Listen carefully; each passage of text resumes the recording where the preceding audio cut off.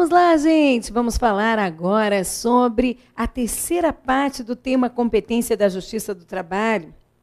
Esta, segundo a qual nós vamos começar versando sobre a súmula vinculante número 22 do STF. Súmula vinculante número 22 do STF. Na verdade, nós vamos falar dessa e também da súmula 367 do STJ. Bom, gente, o que acontece aqui é que você sabe que compete à Justiça do Trabalho, está lá, processar e julgar dano moral e patrimonial decorrente das relações de trabalho, não é?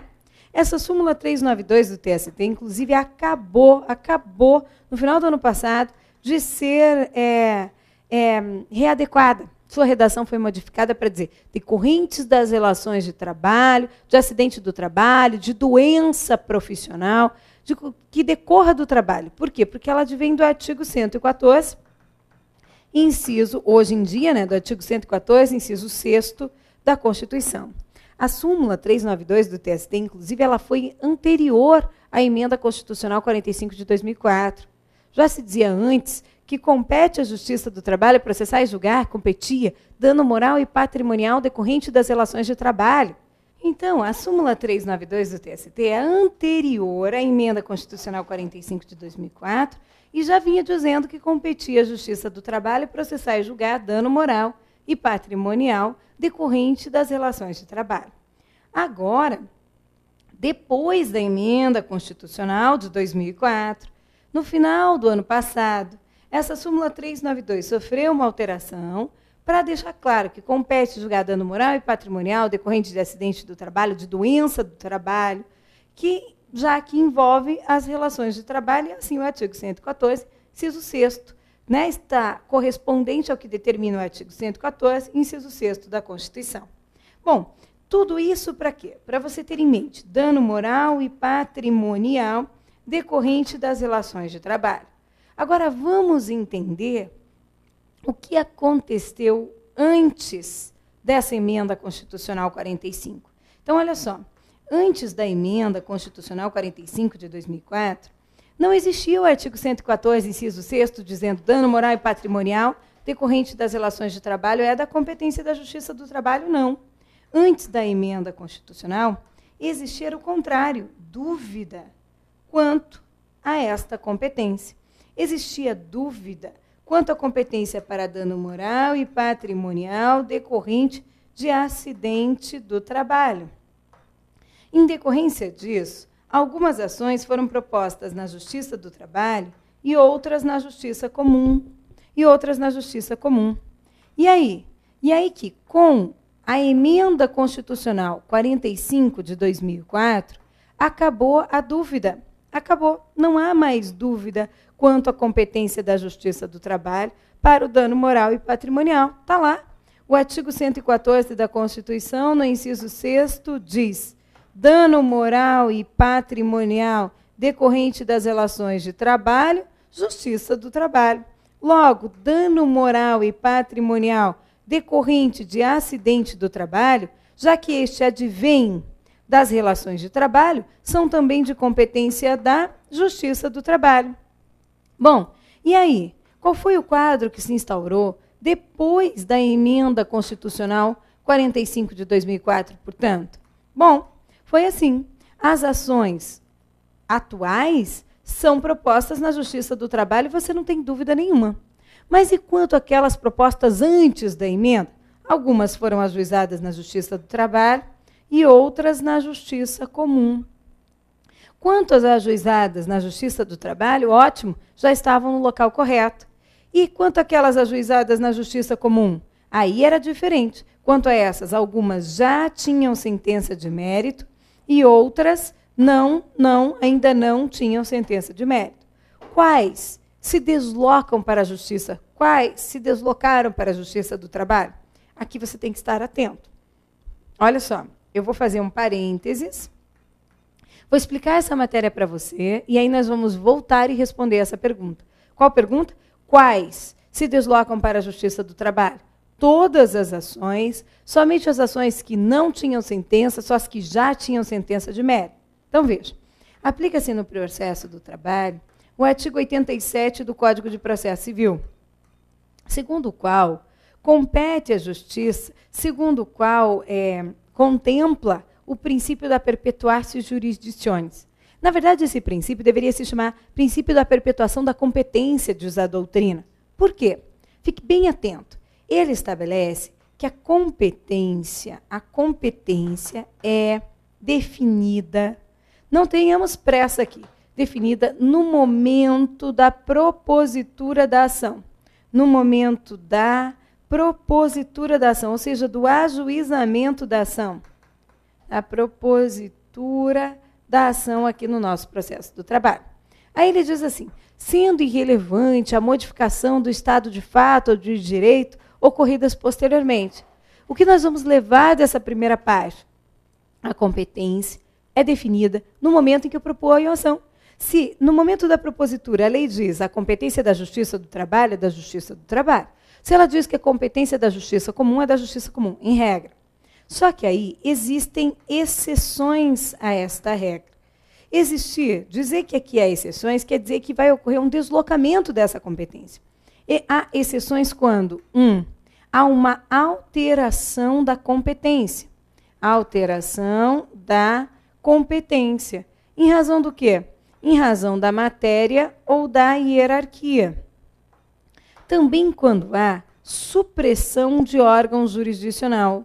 Supressão de órgão. Então, no momento da propositura da ação, o órgão competente era X, era o tribunal. O tribunal não existe mais. Então, se houve supressão desse órgão, todas as ações que antes eram de competência dele terão que ser remetidas para um outro local. Esta hipótese de supressão de órgão jurisdicional, ela equivale a uma outra hipótese, que é a de criação de vara do trabalho, de criação de uma vara do trabalho. O efeito é o mesmo. Então, olha só, em regra, o juízo competente é aquele do local da propositura, aquele que era competente no momento da propositura da ação. Se no momento da propositura da ação era o juiz de direito investido da jurisdição trabalhista, lá é o competente, salvo quando houver alteração da competência em razão da matéria, da hierarquia, supressão de um órgão jurisdicional ou criação de uma vara do trabalho. Nestes casos,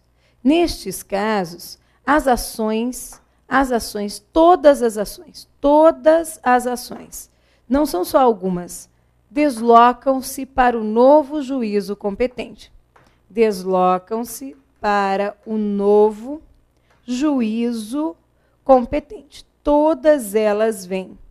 Só que aqui você tem uma exceção dentro dessa exceção, por isso que ela é tão importante. Ocorre que, cuidado agora, que quando há uma alteração da competência em razão da matéria, então vamos de novo, quando há alteração da competência aqui em razão da matéria, aí o que acontece? Acontece que todas as ações se deslocam para o novo juízo competente, exceto se essa alteração decorreu dela, que é da emenda constitucional 45. Então vamos por partes. Até agora eu estou repetindo o que você já sabe. Ocorre que quando há alteração da competência em razão da matéria, olha a regra, todas as ações, nós vimos isso agorinha, todas as ações deslocam-se para o novo juízo competente. Deslocam-se para o novo juízo competente. Exceto, competente aqui, exceto, com exceção das ações,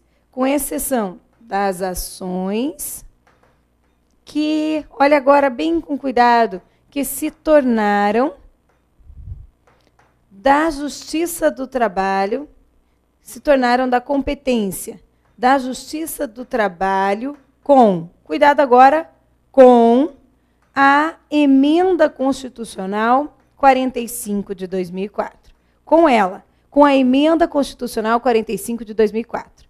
Nestes casos, o que acontece? Por razões de política judiciária, então, o entendimento que prevaleceu é que deslocam-se apenas as ações que não possuíam sentença de mérito em primeiro grau. Nestes casos, vamos escrever, nestes casos, deslocam-se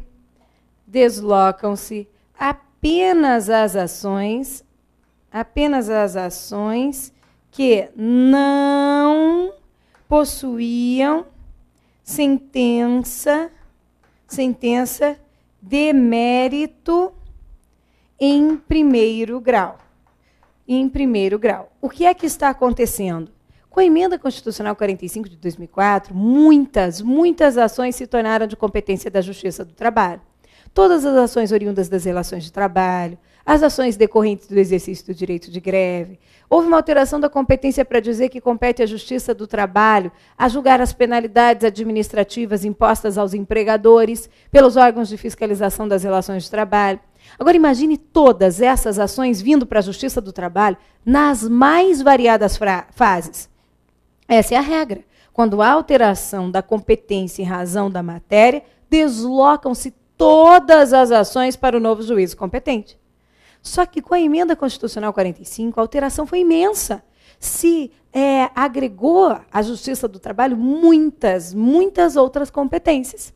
E aí, o STF e também o STJ, por meio daquela súmula 367, disseram, peraí, não. Por razões de política judiciária, virão para a Justiça do Trabalho todas as ações que se tornaram da Justiça do Trabalho com a emenda, desde que ainda não tenham sentença de mérito. Porque se não tiverem, o juiz recebe o processo e vai julgar. Pode reabrir a instrução, dessa sentença vai caber RO, do RO RR, e aí o processo vai conseguir seguir a partir daqui. Então, veja, se houver alteração da competência em razão da matéria, hoje em dia, por exemplo, a Justiça do Trabalho não é competente para julgar crime, nós vamos ver daqui a pouco. Mas vier uma lei e disser que é, ou uma alteração da Constituição que diga que é, então desloca-se todos os processos nas fases em que estiverem para a Justiça do Trabalho. Se disser que a Justiça do Trabalho, que houve uma alteração da competência hierárquica, em alguns casos a competência não é do TRT, do TST, passa a ser do TST, todas as ações vão ser deslocadas. Se houver criação de uma vara do trabalho, que é onde o pessoal mais pega na prova, todas as ações serão deslocadas para a vara do trabalho recém-criada.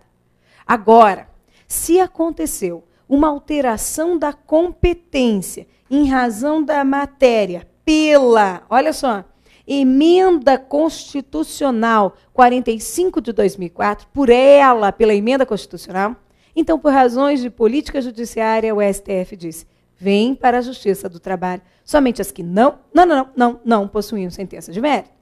Dano moral e patrimonial decorrente de acidente do trabalho se tornou de competência da Justiça do Trabalho com a emenda. Logo, as ações que antes da emenda haviam sido propostas na Justiça Comum só serão deslocadas para a Justiça do Trabalho se não possuíam sentença de mérito em primeiro grau. Ok, gente? E agora? Agora vamos falar sobre o acidente do trabalho, as ações possíveis quando nós estamos diante de acidente do trabalho. Olha só, quando o empregado sofre um acidente do trabalho, ele pode propor uma reclamação trabalhista contra o empregador e também contra o INSS. Contra o empregador, ele pode postular a reintegração, ele pode postular indenizações, ele pode postular verbas decorrentes da indenização substitutiva em razão dessa estabilidade. Contra o INSS, ele pode postular benefícios previdenciários, a revisão dos valores dos benefícios, enfim. O fato é que a ação do empregado contra o empregador em razão do acidente do trabalho é da competência da Justiça do Trabalho. Em contrapartida, essa ação do empregado ou dos seus sucessores em face do INSS, postulando benefícios previdenciários, é da competência da Justiça Comum, não da Justiça do Trabalho, e sim da Justiça Comum. Veja, por que não da Justiça Federal se é uma ação contra o INSS? Fique atento, gente. O disposto no artigo 109 da Constituição, no inciso 1º, diz que compete à Justiça Federal processar e julgar. O que não estiver ali e, portanto, não for de competência da Justiça Federal, será de competência da Justiça Comum Estadual, a competência residual. Então, compete à Justiça Federal processar e julgar as ações em que forem partes, interessados, autores ou réus, a União, empresas públicas federais ou então as autarquias. Não é verdade? INSS seria autarquia federal. Ok. Então, a competência seria da Justiça Federal, se você ler até aqui. Só que tem, exceto as de falência, não é da Justiça Federal. As decorrentes de acidente do trabalho, as sujeitas à Justiça Eleitoral do Trabalho. Isso quer dizer que, mesmo que sejam interessadas na condição de autoras, réis, assistentes ou oponentes, as autarquias, ainda assim, ainda que a autarquia venha a ser ré, a competência não será da Justiça Federal quando a ação decorrer de acidente do trabalho. Então, assim, a ação do empregado contra o INSS, postulando benefícios previdenciários, revisão de benefício, reajuste de benefício, decorrente de acidente do trabalho. Em razão de, repito, acidente do trabalho, é de competência da Justiça Comum e não da Justiça Federal, por causa das exceções do artigo 109, inciso 1º da Constituição. Contrapartida, eu quero pedir na Justiça contra o INSS auxílio-doença, não é auxílio-doença acidentário, não decorreu de acidente do trabalho, e nem de uma doença que se equipara do acidente do trabalho. Nada. Não tem a ver com o trabalho. Eu sofri um acidente de carro quando estava passeando e então eu preciso de benefício previdenciário e ele me foi negado. Eu vou recorrer à justiça. Auxílio-doença, não auxílio-doença acidentário, repito.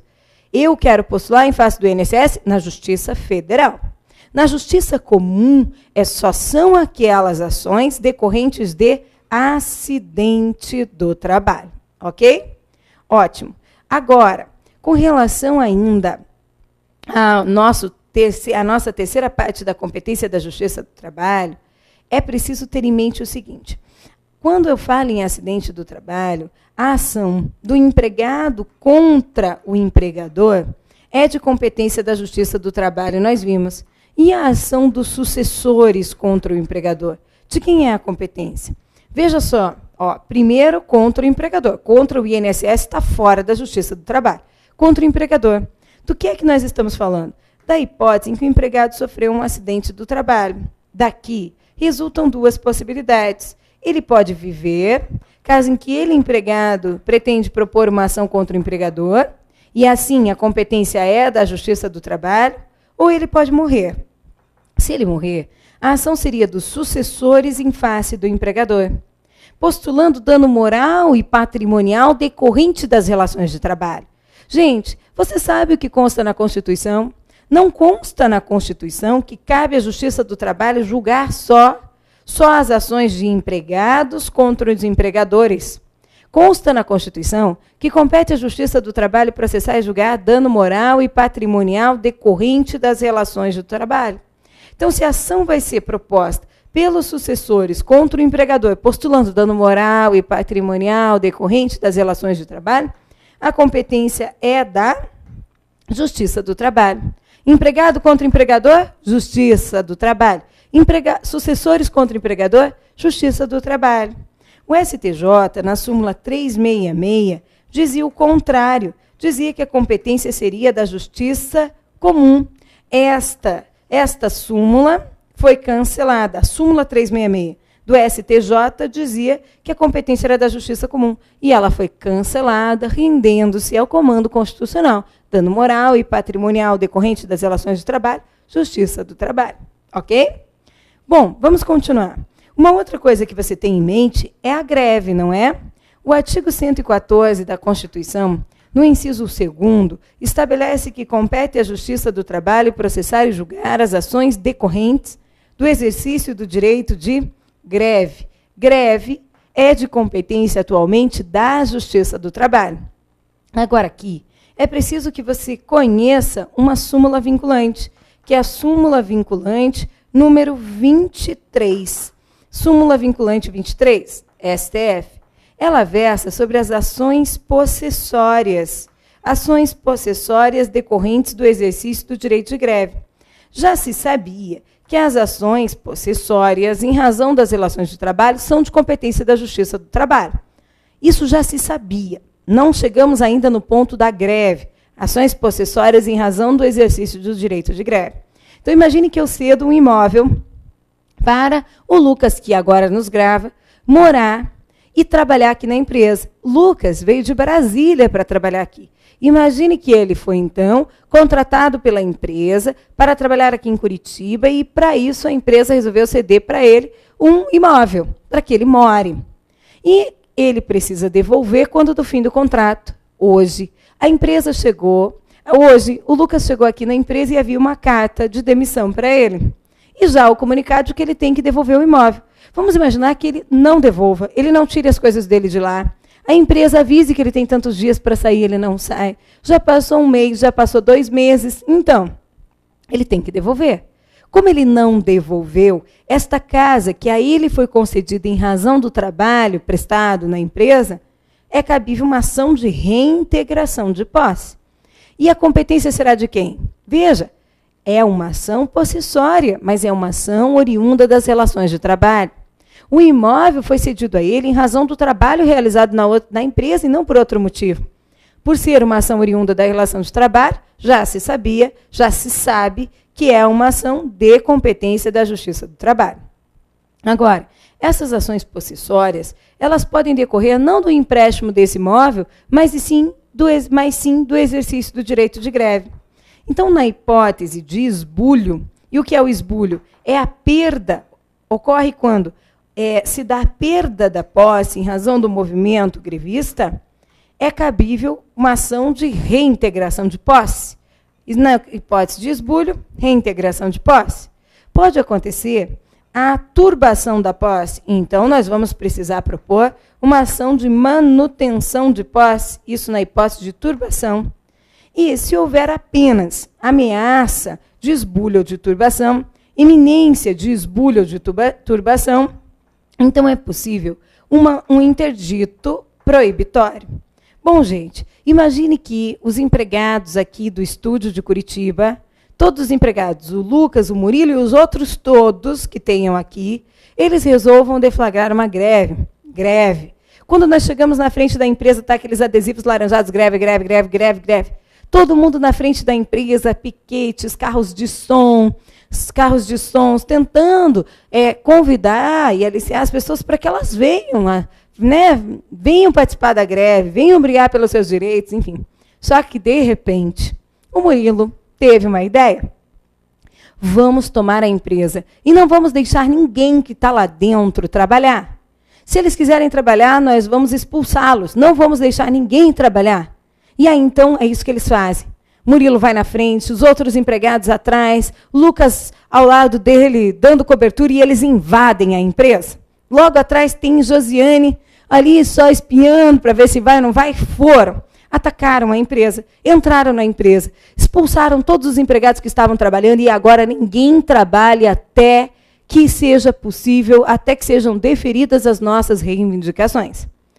E aí, gente, tomaram a empresa, não deixam ninguém entrar, isso é por prazo indeterminado, nem fornecedor, nem cliente, nem empregador, nem empregado que não queira trabalhar. Então, o empregador perdeu a posse, nesse caso. Ele precisa de uma ação de reintegração de posse. Já tem pessoas morando dentro da empresa, eles acamparam lá, e agora? Reintegração de posse. Agora, vamos imaginar que tenha ocorrido apenas a turbação. O Murilo não vem todos os dias para a frente da empresa, mas quando ele vem, ele fica na frente da empresa e não deixa ninguém entrar, toma, não deixa os clientes, não deixa o fornecedor, faz voltar. Mas quando ele não vem, está tudo bem, aí tudo funciona normalmente, vai depender dele estar ou não. Ocorre essa turbação da posse. Ela não é tranquila, a posse do empregador não é tranquila. Nesse caso, o que vai acontecer? Uma ação de manutenção de posse. Com ela, nós objetivamos que seja expedido um mandado de manutenção de posse, que se determine que essas atitudes não possam mais ser praticadas. Depois, imagine a hipótese de ameaça. Eu sou dirigente sindical, vocês são todos os empregados, e eu digo, pessoal, vamos deflagrar a greve por melhores condições de trabalho. Vocês aí, vamos brigar por reajuste salarial.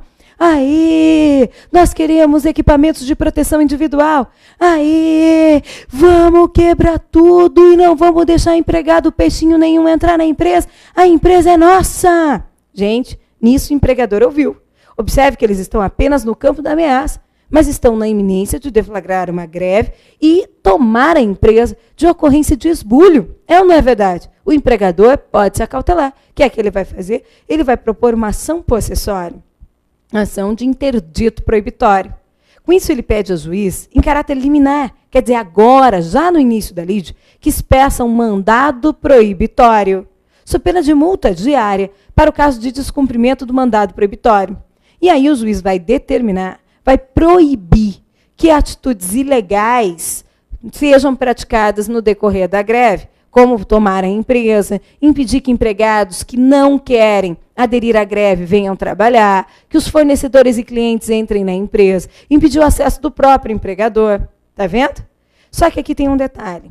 A súmula vinculante número 23 diz que compete à Justiça do Trabalho processar e julgar as ações decorrentes do exercício do direito de greve. Diz que compete à Justiça do Trabalho processar e julgar as ações possessórias ajuizadas em decorrência do exercício do direito de greve da iniciativa privada. Ou seja, servidores públicos que não sejam da iniciativa privada não vão demandar na Justiça do Trabalho. As greves que sejam de estatutários, de temporários, face da União, dos estados, do Distrito Federal, não vão ser propostas na Justiça do Trabalho.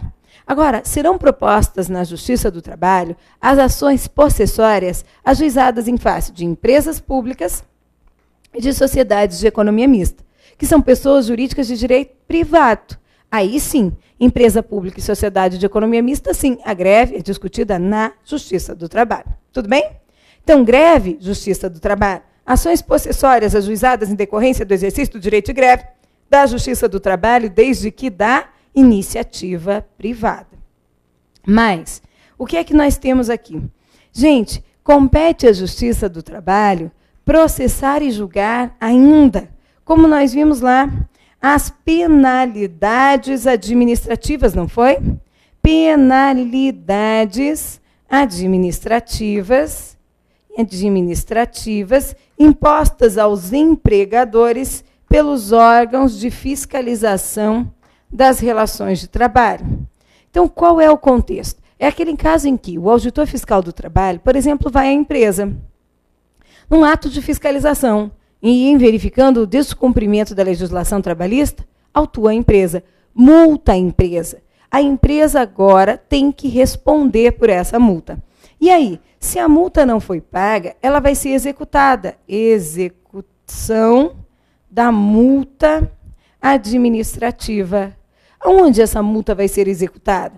O valor vai ser inscrito em dívida ativa e vai ser executado na Justiça do Trabalho. Vai ser expedida uma certidão de dívida ativa que vai ser executada na Justiça do Trabalho.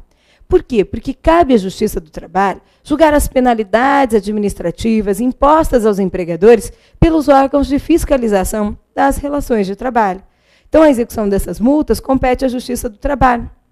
Assim como, por exemplo, o auditor fiscal do trabalho foi na empresa, verificou que na empresa um equipamento achou que o equipamento não estava dentro das normas e embargou a utilização do equipamento. Lacrou, não pode mais utilizar. Contra esse ato da autoridade, é possível impetrar o mandado de segurança, se for completamente ilegal. Mandados de segurança, ações anulatórias do auto de infração, todas poderão ser propostas na Justiça do Trabalho, porque a ela compete julgar as penalidades administrativas impostas aos empregadores pelos órgãos de fiscalização das relações de trabalho. Um detalhe aqui é preciso ressaltar: o recurso administrativo. Gente, quando a autoridade administrativa ela aplica uma penalidade, é possível interpor o recurso administrativo. E hoje, se você for ler o artigo 636, parágrafo 1º da CLT, lá consta que é condição de admissibilidade do recurso administrativo o depósito prévio do valor da multa. Depósito prévio da multa administrativa para que o recurso administrativo seja recebido. Hoje, se você for lá, no 636, parágrafo 1º da CLT, está escrito que é preciso que seja feito o depósito prévio do valor da multa para que seu recurso seja recebido. Acontece que essa determinação é inconstitucional. É o que determina a súmula 424 do TST. É inconstitucional. E aí, no mesmo sentido, a súmula vinculante número 21, também vai estabelecer que é inconstitucional essa exigência de depósito prévio do valor da multa como condição de admissibilidade do recurso administrativo. Ok? Fere os direitos de ampla defesa e de contraditório. A ideia é a seguinte: quem não tem dinheiro, como é que vai recorrer se não tem como fazer o depósito prévio do valor da multa? Por isso, embora, quando você estiver fazendo a leitura da sua CLT, você se depare com 636, parágrafo 1º, você já sabe que é inconstitucional aquela exigência. E é isso que você deve marcar na sua prova. Pessoal, nós vamos continuar a falar da competência da Justiça do Trabalho, competência material, depois territorial, conflito de